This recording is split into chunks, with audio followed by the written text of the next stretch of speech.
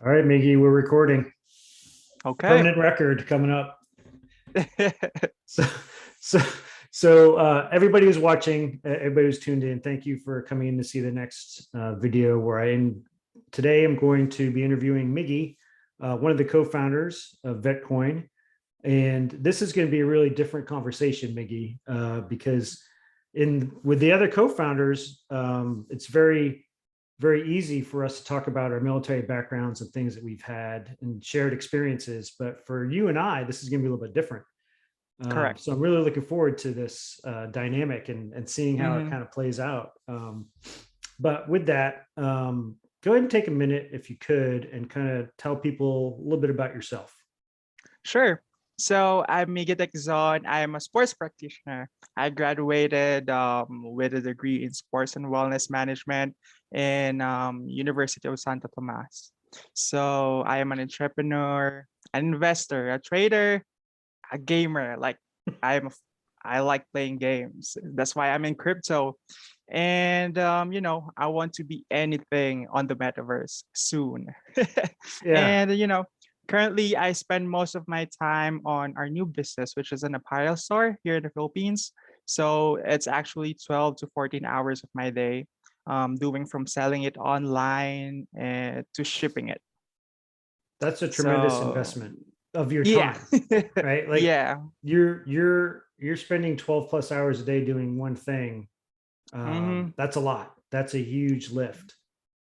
Yeah, because Wow. it is a startup, so you'll do everything. We don't have a lot of employees to work with us, so yeah. And then after that 12 to 14 hours is I manage a team of crypto enthusiasts. So what we do is we just talk about crypto on our Facebook Messenger group, talk about the latest crypto investment, like we called it hidden gems. So these are the cryptocurrencies that have small market cap that has a higher risk, but if we get lucky, if we research well, we get greater returns. And then we also do strategy, and we also help crypto startups and their social media management. And of course, I do research for VetCoin, especially the Vetiverse. That's a lot. so, so one thing that I've been meaning to ask you, because I've heard I've caught like sound bites over time since you've been hmm working with us on our project about hmm how you kind of got into the cryptocurrency uh, Yeah. world, if you will. So if you could kind of share a little bit about that, I would Okay. personally be interested. Okay. So it was, I think, 2013 when I learned about cryptocurrency. I was 15 years old that time, and I was just exploring the dark web, the deep web. And why am I exploring? I don't know. I'm just curious. What's the dark web? It's like we talk about dark web in school, and I just got curious, and then I opened my computer. Hey, you know what? I want to check what's inside the dark web. And dark web is like 90% of the internet. So what we have on the internet right now is just 10%. Hmm. So everything is in the dark web. So it's good and bad. So in the dark web, you can see great things like hidden or uh, secret books that you can only find in the dark web, and also there's like mess up things, like people post crazy things out there, and Sure. also All the bad underground stuff. things that we, Yeah, yeah, correct. yeah. So a lot of selling of drugs, guns, all of those. So I was exploring the dark web, and I saw that most of the products there, because I was searching, like for example, computer um, hardwares and everything, and most of those can be bought only with Bitcoin. So Okay. I searched about Bitcoin, and then I learned about Satoshi Yamamoto, the founder of Bitcoin, and I started searching where he is right now. And there's a lot of conspiracy that he's dead and everything. And Or until now, we maybe it don't know wasn't where even he is. he, right? Like Correct. nobody really knows. Yeah, Yeah. that's correct. So, but he is my favorite person right now. Like, can you imagine how he built this one? It's like a revolutionary currency. Hmm.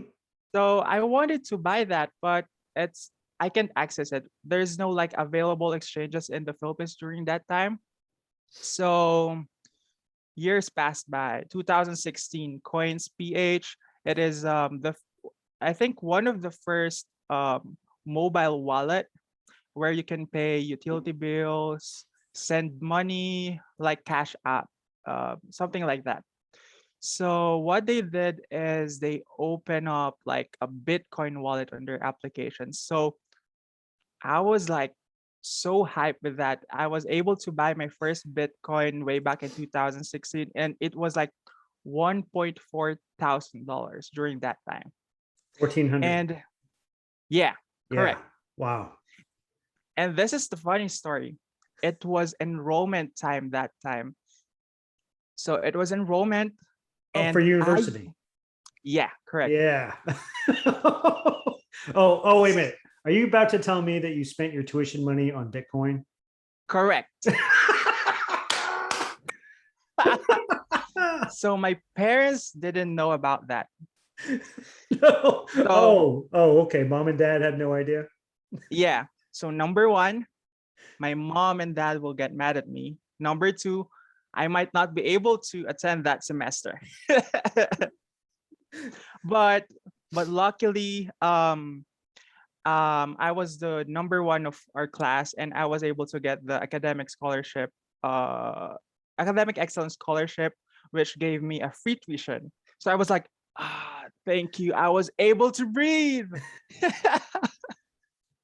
Yeah, and then yeah, so I was able to breathe.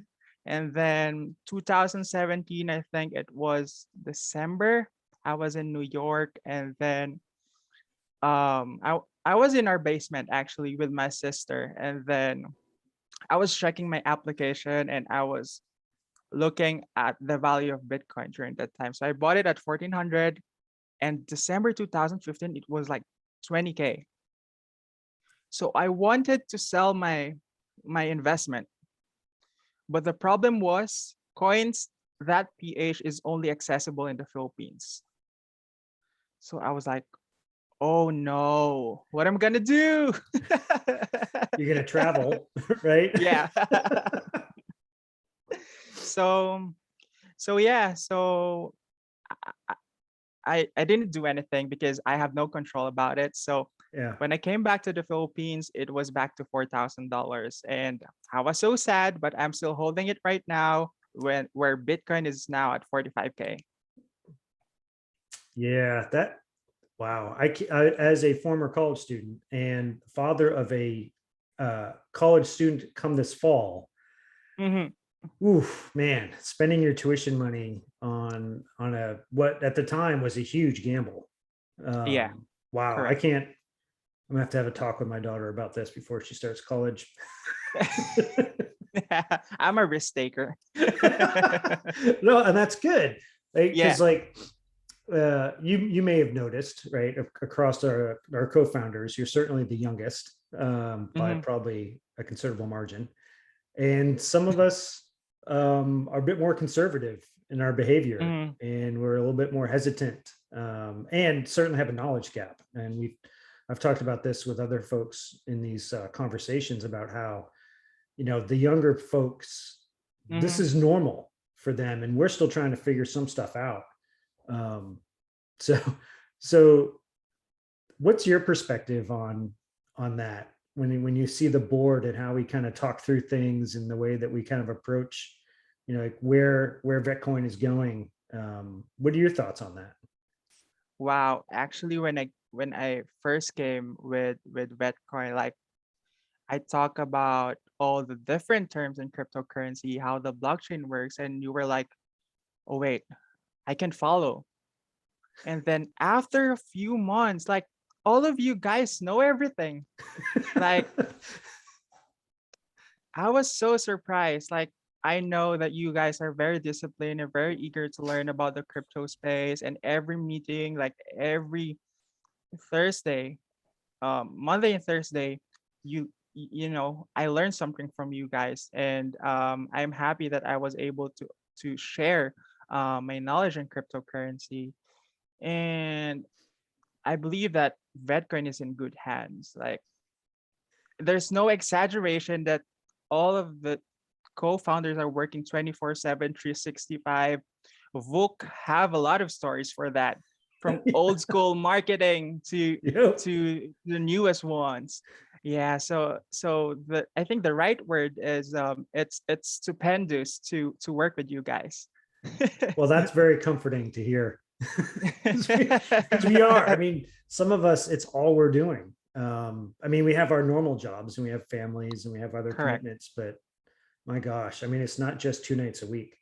It's Mm-hmm. 2 nights a week plus interviews, plus trying to recruit folks to come into the Vetiverse, plus, Correct. in my case, writing the dispatch every weekend so we Mm-hmm. can kind of help people understand what the project is doing. Yes. Yeah, it's a huge time investment.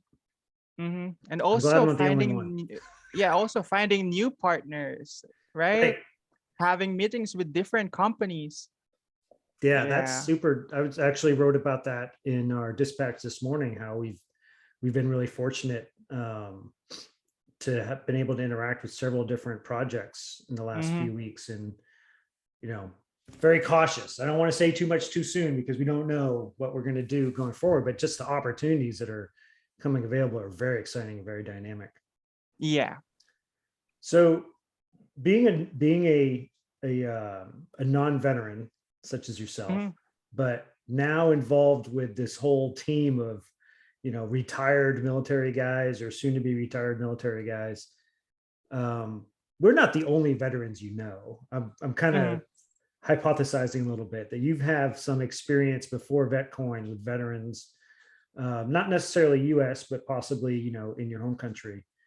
Yeah. So if you could kind of talk about a formative experience you had, like when you met somebody who you found out was a veteran and how that kind of influenced you, or something you just find to be remarkable about that experience. Sure. So my grandfather is a retired Philippine Army. So he is Colonel Magtanggol Aquino. So he's actually born a soldier because his name is Magtanggol. So if you translate it into English, it means to defend. Oh, Yeah, poignant. so he was a commanding officer before he retired. So everywhere he goes, there's always, military men around him. So I ate with them, ride with them in their military truck, and they even let me touch their guns. So I have a lot of pictures holding their guns. And I was just like 5 or 6 years old during that time. Yeah. So but the story I really want to share is I live with my grandparents. So when my grandfather retired, so I get to experience a military life. So number one, it's good and bad.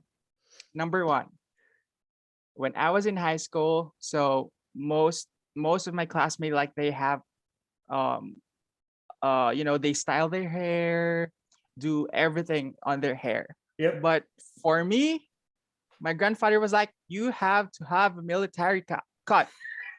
So every week I get to go to the barber shop, have my hair cut. And they used to tease me at school because I look like a military, and I don't care because sometimes I love it. They call me a military, and I want to be a military before. But my mom said, "You don't know. I don't want you to be. I don't want you to die." Yeah, moms are kind of funny that way about their kids. Yeah. So yeah, number two, we ate dinner very early, like 5 p.m., 4 p.m. We eat dinner and sleep early. So, and then like, for example, he asked us something and we respond, yes, I'll be there quick. And then 10 seconds after, he'll ask me again, where are you? 10 seconds is quick. Yeah. He Yep. said that. Yeah. And then I thought it was exaggerated actually. And then I get to experience when he asked a military man, he asked him to accompany somewhere. And then he count to 10 and he was like, took a bath, dressed up, and then came back for 10 seconds and he was like wet. So I was like, oh, that's real. 10 seconds is really quick. That's hilarious because I'm having Yeah. flashbacks now to different points in my earlier in my career where time was critical and you Correct. didn't have a lot of it, so you better be fast because Correct. Yeah.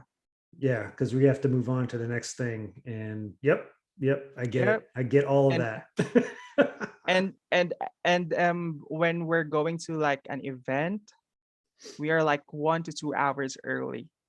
Oh, yeah. Yeah. Yep. Yeah. The military will do that to you as well. Yep. Hmm. Early, And early. I what? I'll tell you that if I'm only like if I'm showing up at the start time, like when I look at my watch and I'm like, oh my God, our meeting is in 1 minute. I'm like, oh, I'm gonna be late. I gotta get over here. And nobody Correct. cares, right? Nobody, at least in our group, nobody really cares if I show up at 1 minute or 2 minutes after. Yeah. But for me, it's like I gotta be there when it starts, Hmm. or yeah, I'm not good with being late. Yeah. That's funny. Yeah. But what I got to experience every day is like when I go to school, like I need to be at school at 7 a.m. I usually wake up 5:30 a.m. and school is just 10 minutes away from our house. And then when my grandfather retired, he wakes me up at 4 a.m. And then That's because he's what lonely. and what I would do is I check my clock and I saw it's like it's still 4 a.m. and I will tell him that I call him Tatay. So I tell him, Tatay, I'll wake up after 30 minutes. And after 5 minutes, he'll come back with a mad voice, like a military mad voice, like I see on movies. And he'll tell me, wake up, make your bed, take a bath. You need to go to school. So yeah, and I'll end up waiting for another hour for my ride to school.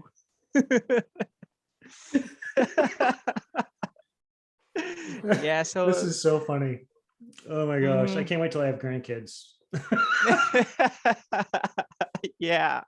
So yeah, I was so lucky to have that kind of, lifestyle because it made me who I am today actually. So, I am always early on events. Like I am rarely late. I always eat midnight snacks because I'm always hungry because we really eat very early. And I realized that shorter hair makes you fresher. It makes you more comfortable. And in my 5 years in college, I only have like less than 10 absences. Yep. And then basically what I learned is that I learned how to respect others' time. Um, Also respecting the time itself. Like time will never come back to for you. It will keep going, and I should too. Like I need to do everything. I mean, I need to do all the things that I can do today. Be productive every day. Like every second counts. Yep. And yep.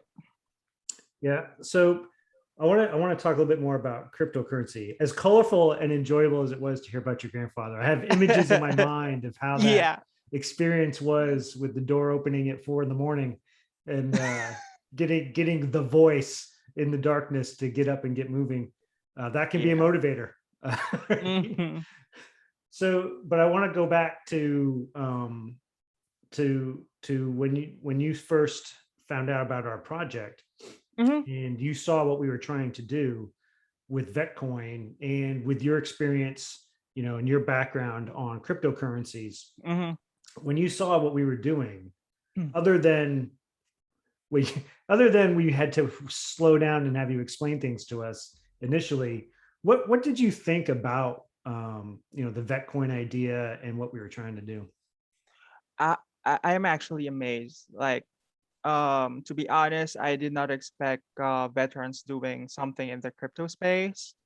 And then when I first saw the white paper, I was like, this is great. Like, I never realized. I mean, I did not explore how NGOs um, utilize cryptocurrency to, to help other people. This is the first time I saw it, and then I saw the vision and the mission, all those, all the mission that VetCoin want to do. I was like, hey, I'm interested. And then I saw the white paper, I saw some challenges and everything. And my dad set up a meeting with Aaron. So Aaron and I met in a coffee shop in Tampa and we talk about Bitcoin. Yeah. Yeah, so Yep. I asked him, so in what blockchain do you want Bitcoin to be? So he told me they're planning to do it on uh, you guys are planning to do it on Ethereum or in Solana and everything and those. And I was surprised because wow, they know it because it's actually the first conversation I had in cryptocurrency with the people here there in America Okay. because here in the Philippines is just like it's normal to converse with someone because most of the people here know what is cryptocurrency. And in the US, when I first came there, they thought like it was a scam. So there's no mass adoption yet in the Yep. US because of all the this issue with the Fed and all those stuff. So yeah, we talk about Vetcoin and the plans, and then here I am right now helping you guys, helping. We're working together to make Vetcoin successful, and I think that um, when I first came in Vetcoin, um, I think that I have uh, more knowledge when I first came, but right now I think you guys are better than me. No, like Well, seriously. well, thank you for your confidence. So yeah, it's been a journey, right? Like, oh my gosh, when we started this idea, it was Joey and Aaron and I in a Hmm. mod, and Hmm. we were literally doing research on should Vetcoin be its own blockchain, Yeah, or should Vetcoin be a token on another blockchain, and if it is, which blockchain should it be? correct. And obviously Ethereum was king at the time, Hmm. but we did think for a while about, like, should we create our own blockchain and Hmm. then run smart contracts for everybody on that particular chain, kind of like creating a competitor to Ethereum, Correct. but with a veteran flavor. But then we Hmm. realized, like, yeah, you kind of have to have a tech company to do that. Hmm. and at the time it was just the four of us. They were like, well, let's pump the brakes, let's slow down a And little bit, a lot let's of money. do something a little bit more manageable. Oh man, but it has been really, I mean, I keep saying it's been a journey, and it has for me personally, Yeah. like going from zero to trying to make decisions on the future of a cryptocurrency is a pretty steep learning curve. And Correct. yeah, and we've been lucky to have the folks, tenacious learners and experienced folks like yourself to help guide us along our path. Um, so being although you had a strong veteran influence on your childhood and growing up, and now that you're mixed in with us weirdos from the United States on this VetCoin project, what do you say to folks that aren't veterans or that are pure civilians like yourself when they hear about something like VetCoin? Because I know that I've been asked by folks when I talk to them about it, like, well, I never served. Can I still have VetCoin? It's like, obviously Hmm. that's a yes, but people have that pause. Have you Correct. had any experiences like that when you talk to folks? Yeah, so I usually talk about it with my friends here in the Philippines, and they were like, I'm not a veteran. So what can VetCoin do to me? You know, Mhm. like can I still enjoy the benefit when I invest on it? So I get a lot of that. So Yeah. So how do you answer them? I answered them. So like I said, um, you know, when you invest on VetCoin, one is you help people, you help veterans. Like there's a lot of there's a crisis on on the veterans with the veterans. We research about it, and you guys like 100% know about all of those issues, all those crises, and by investing on it, you make a difference. And I tell them that this organization, VetCoin, is composed of great men, great military men, who's like I told you, it's 24/7, 365. Yeah. You guys are working. We are working like old school marketing to the best marketing tool that is available out there. So it's really an opportunity for not only for veterans but also for civilians to invest. And then since we have a lot of projects, especially the metaverse, yeah, so they can their money can be a good investment. They earn a I'm, lot. They will earn a lot for sure. I'm glad you brought up the Vetiverse. Yeah. The the Vetiverse is, oh my gosh. I mean, what can it be? Right?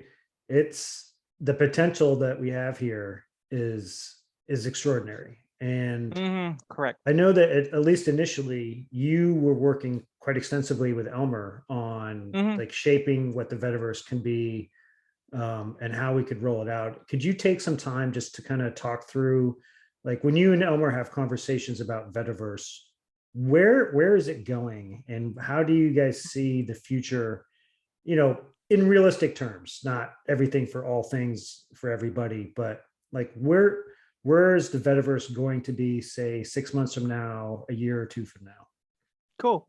So, like I always say, the metaverse has infinite possibilities. You can create anything like flying buildings, outer space, a universe outside another universe, and this also means that the metaverse will be updated for generations. But I think for now, in the next 6 months, what we're gonna do is, because we usually Elmer and I usually talk about this. Like I gave him ideas and let me know if it's possible, and he always tell me that in metaverse everything is possible.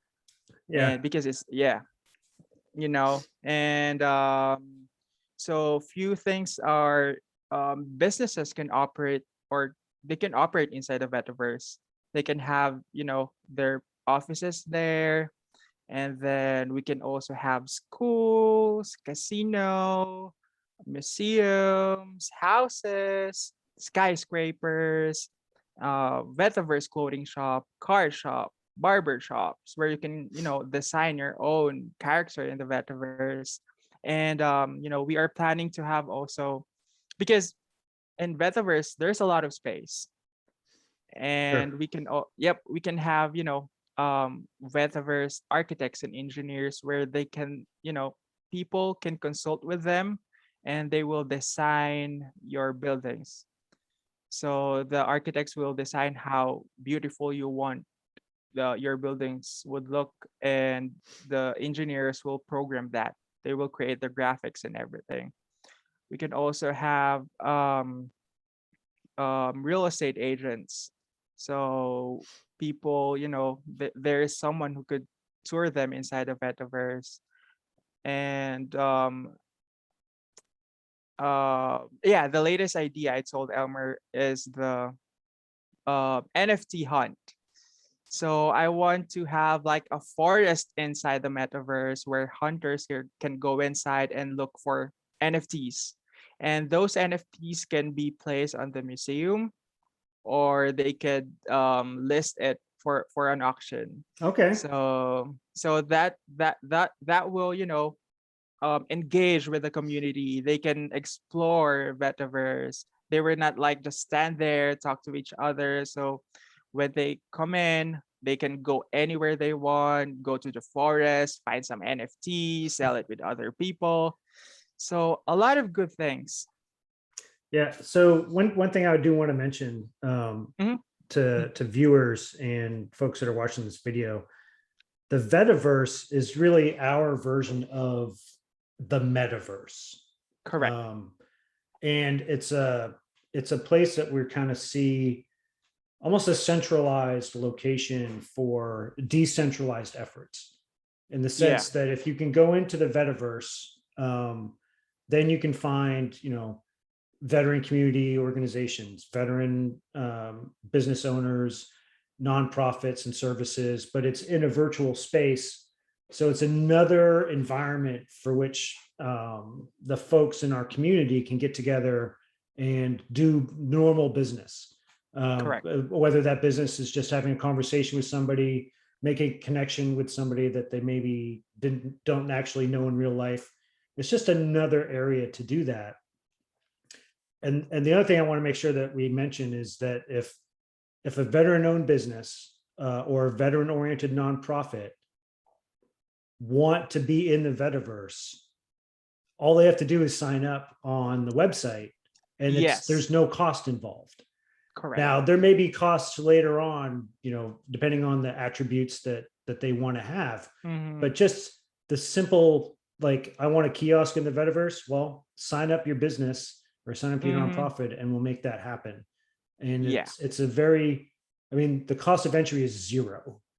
The cost of entry is signing up, right? Responding to the email and getting codified as a member of our community, and they're in, right? Like, the price of admission is really low. Now, if you want to create VetCoin Tower, and it's going to be a multi-level skyscraper, then VetCoin's going to pay for that. Or, whatever business. But just to get in the Vetiverse is not, like, there's no cost at all right now.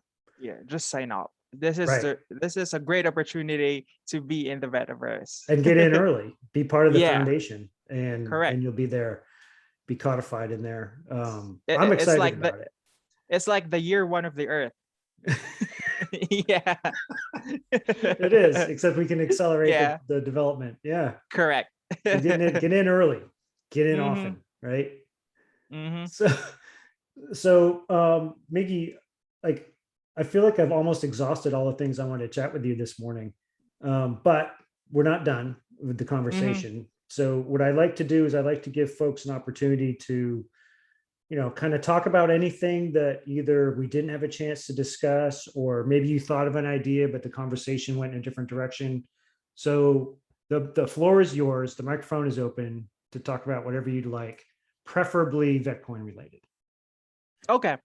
So VetCoin has a lot of potential, actually.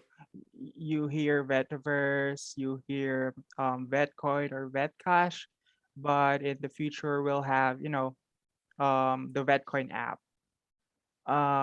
It's not only the technology that VetCoin has, but also the potential of helping a lot of people with VetCoin.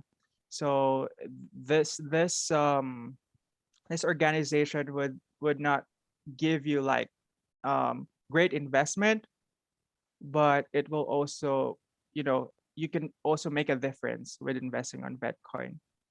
Like in the future, we want to have an actual kiosk on malls, on different stalls, so people, especially the veterans, can enjoy the Vetiverse. Because I talked to Elmer and I told him that, hey, what if we have a kiosk inside the mall where we have, the Oculus, and veterans could use that, and all of the veterans in the US, not only the US but in the whole world, and if they have a kiosk or an Oculus at home, they could interact whenever. Like it's free to use it. Like, for example, we have a lot of homeless veterans, And if they see a kiosk in one of the stalls, like for example in New York, they can walk there, use the Oculus, and they can see veterans. They can talk with other people, with other veterans, because that's what we want. We want to connect veterans. Mhm. We want to help them, be successful even after retirement. And that's what keeps me on doing more, because I really want to help people. That's a really good closing message. Maybe we all talk about the same thing, but we talk about it differently. And at the end of the day, the whole reason VetCoin exists is to give back to the veteran community. Correct. And it's very interesting to me when I do these interviews that we have these organic conversations, nothing scripted out, and we're just kind of chatting Mhm. along.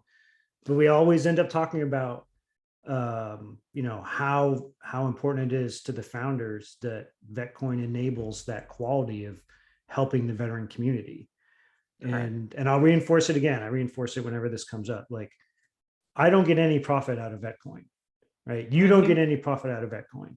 People Nope. use it, and whatever portion of that usage would normally be profit for another cryptocurrency is going to a nonprofit organization. Yes. Like, I own VetCoin, so if VetCoin goes up in value, that's a good, but I don't earn any money out of VetCoin. Yep. So that's I think that's an important quality that makes us a bit different. Mm-hmm. So I'm going to close this out, I think, and I'll just remind everybody that's watching that if you want more information about VetCoin, you can go to our website. It's vetcoinhq.com. And when you go to that website, you can find links to all of our social media platforms, whether it's Facebook, Telegram, Discord, LinkedIn, YouTube, etc. And you can find the Vetiverse on there, and you can sign up your business or service or nonprofit there. So please do so. The spring season for us is about getting the word out and growing the community. And we need everybody's help for that. So the more you share, the more you like, the more you help your friends know about VetCoin, the better off the community will be. And with that, thank you, Miggy, for taking time. Thank I you, know Russ. it's about 9:30 at night in the Philippines. It's about Yeah. 9:30 in the morning for me. I'm about to go get my second cup of coffee. And Wow. it's been a great day, and enjoy the rest of your weekend. I'll see you at the next board meeting. You too. Thank you, Russ. Thank you so much. All right.